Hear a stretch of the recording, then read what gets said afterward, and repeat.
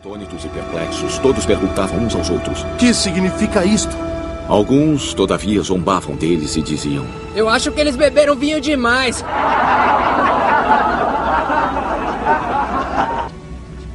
Então Pedro levantou-se com os 11 e, em alta voz, dirigiu-se à multidão. Homens da Judeia e todos os que vivem em Jerusalém, deixe-me explicar-lhes isto.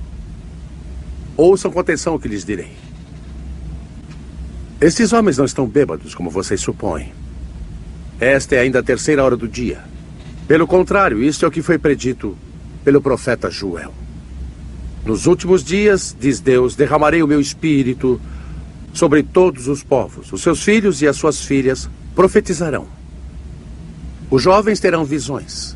Os velhos terão sonhos. Sobre os meus servos e as minhas servas, derramarei o meu espírito naqueles dias. E eles profetizarão.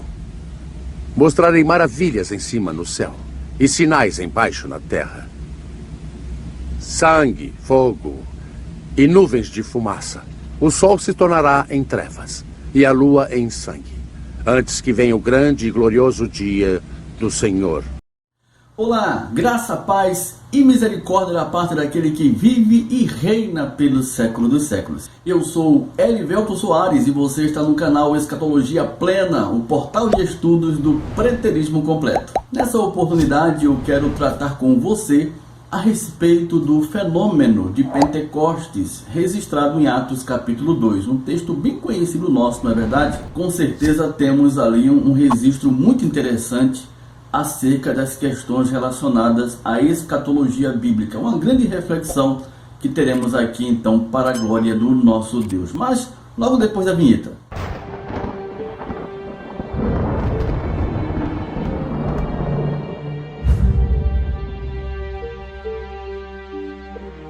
Muito bem, meu irmão, minha irmã, vamos refletir.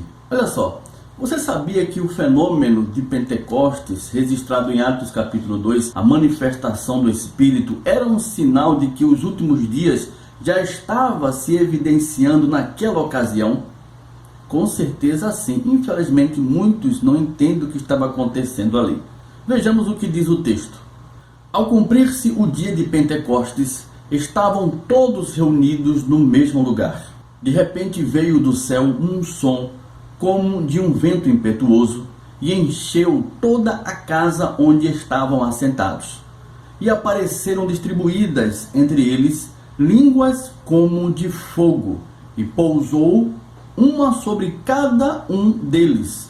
Todos ficaram cheios do Espírito Santo e passaram a falar em outras línguas. Olha, em outras línguas, não eram línguas estranhas, segundo o Espírito lhes concedia que falasse. Então veja só, diante de tudo o que estava acontecendo naquele instante, muitos se mostraram atônitos, perplexos, e houve até aqueles que achavam que o que estava acontecendo naquela manifestação do Espírito era efeito de embriaguez. Até que o apóstolo Pedro, vendo aquilo ocorrido, se levantou, ergueu a voz e declarou o que realmente, de fato, estava ocorrendo naquela ocasião. E diz o texto seguinte: Ouçam com atenção o que lhes direi. Estes homens não estão bêbados, como vocês supõem. Esta é ainda a terceira hora do dia. Pelo contrário, isto é o que foi predito pelo profeta Joel. Nos últimos dias, diz Deus, derramarei o meu espírito sobre todos os povos. Os seus filhos e as suas filhas profetizarão. Os jovens terão visões. Os velhos terão sonhos. Sobre os meus servos e as minhas servas, derramarei o meu espírito naqueles dias. E eles profetizarão. Mostrarei maravilhas em cima no céu e sinais embaixo na terra. Sangue, fogo e nuvens de fumaça. O sol se tornará em trevas e a lua em sangue, antes que venha o grande e glorioso dia do Senhor.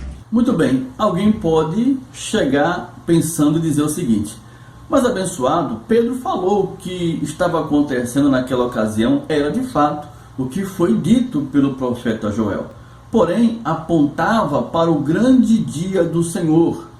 E esse dia não quer dizer que seria no primeiro século da era cristã, meu querido. Mas como não? Como assim? Como não quer dizer que aquele dia não seria no primeiro século da era cristã, o grande dia glorioso do Senhor? Não era aquele dia da manifestação do Espírito, os sinais dos últimos dias, como disse o profeta Joel? E acontecerá nos últimos dias, diz o Senhor, que derramarei do meu Espírito sobre toda a carne.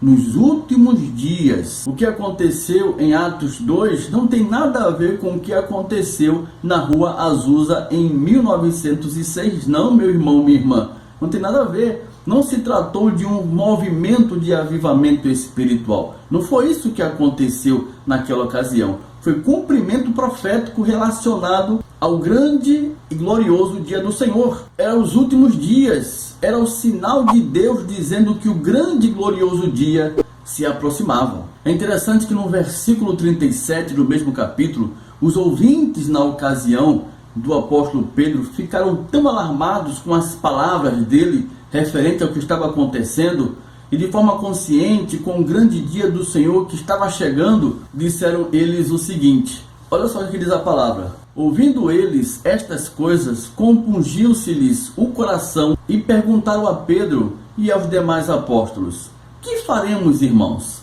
Olha o questionamento desses irmãos naquele instante da manifestação do Espírito. Eles disseram: que faremos, irmãos? Olha, com certeza, se eles fizeram essa pergunta, eles estavam conscientes do que aquilo que o apóstolo Pedro falou não era brincadeira. De fato, o que estava acontecendo aos olhos deles era a manifestação que tinha sido predito pelo profeta Joel. Eram os últimos dias e logo, com certeza, o grande dia glorioso do Senhor se manifestaria. Não ia demorar 2000 anos mais na frente, com certeza não. Era nos dias de vida deles, a tal ponto deles levantaram o questionamento: que faremos, irmãos? Não é verdade? Com certeza. E é aquilo que sempre digo aqui nos vídeos: tem que ser muito desonesto com Deus e consigo mesmo para dizer que Deus, o profeta Joel e o apóstolo Pedro fizeram uma pegadinha aí com aqueles ouvintes, não é verdade? Ou se equivocaram quanto ao tempo da vinda do Senhor, porque se ele falou tudo isso, os irmãos ficaram tão impressionados a tal ponto de perguntar o que faremos, e não aconteceu esse grande dia do Senhor no primeiro século, só pode ter sido uma pegadinha, e isso não é verdade. Quem faz com que as palavras do apóstolo Pedro, profeta Joel, do próprio Deus, tenha sido uma pegadinha, é a forma que interpreta as Escrituras e cria suas crenças à tradição religiosa nas questões da escatologia bíblica. E isso é trágico para a fé cristã. É de fato impressionante como a tradição religiosa consegue convencer as pessoas a viver uma expectativa cega de um dia que não era para nós cristãos do século XXI. Se aquele ocorrido de Pentecostes eram os sinais dos últimos dias e o grande dia do Senhor não aconteceu no primeiro século, porque vai acontecer em nossos dias ou em um futuro que ninguém sabe quando é, então teríamos aí os últimos dias de séculos? É isso que devemos entender? Aí fica complicado a interpretação, não é verdade? Com certeza, alguém está errado nessa história. Com certeza as Escrituras aqui não é. É melhor prestar bem atenção, não é verdade? Logo, se aquele fenômeno aconteceu nos últimos dias, o fim de fato era da antiga dispensação mosaica, que veio com a queda do Templo de Jerusalém em 70, no primeiro século da era cristã. Não era para acontecer depois daquele tempo. Infelizmente, ao longo dos séculos, foi colocado na mente do povo de Deus, pela tradição religiosa, que o grande dia do Senhor se refira ao grande dia que o Senhor virá destruir o planeta Terra. E nunca foi o intento de Deus, ao longo das Escrituras, destruir o planeta Terra. Vou deixar aqui na descrição do vídeo, tá, links de vídeos onde ensinamos aqui claramente que nunca foi a intenção de Deus destruir o planeta Terra. O que está se falando em Atos capítulo 2 em outras passagens ao longo do Novo Testamento é acerca do fim da antiga dispensação. E o fim da antiga dispensação mosaica, ela só aconteceria com a queda de Jerusalém, a destruição do templo. É tanto que o discurso apocalíptico do Senhor Jesus em Mateus capítulo 24, Marcos 13 e Lucas 21 é totalmente voltado ao quê? A destruição do templo. Por quê? Porque o templo era o símbolo máximo da antiga dispensação e que só chegaria ao fim com a destruição da mesma. É disso que as Escrituras estão falando ao longo do Novo Testamento, até mesmo no livro de Apocalipse. Não era do fim do planeta Terra, e é por isso que essa especulação absurda faz com que a gente fique adiando a vinda de Cristo e o seu reino para um dia que a gente venha desfrutar daquilo que já faz parte da nossa vida. O Senhor já reina e já nos concedeu o seu reino.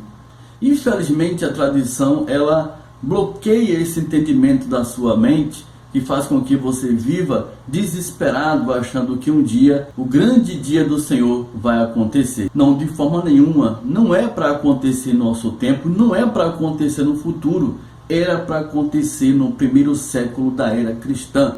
Aqueles irmãos já estavam vivendo os últimos dias por conta do sinal da manifestação do Espírito em Pentecostes. Se eram os últimos dias, porque o dia do Senhor glorioso não poderia ser naquele tempo, uma vez que os irmãos disseram: e agora, o que faremos?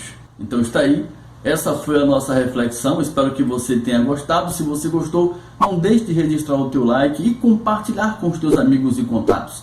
Com certeza é mais uma grande reflexão que vai fazer com que eles possam entender de fato, de verdade, o quanto é importante esse entendimento da escatologia bíblica, sendo já realizada porque se tratou de questão de aliança em nome do Senhor Jesus. E se você puder, deixe-nos um comentário aqui abaixo respondendo a seguinte questão. Olha só, o Senhor nosso Deus, o profeta Joel e o apóstolo Pedro fizeram uma pegadinha com aqueles irmãos, ou de fato o último dia já aconteceu e se manifestou no primeiro século da era cristã? É só você colocar aqui abaixo nos comentários a tua resposta, que eu receberei com bastante carinho em nome de Jesus, tá certo? Mais uma vez, gratidão pela tua participação. Fique na paz de Cristo e até a próxima oportunidade, querendo Deus, em nome de Jesus. Graça e paz!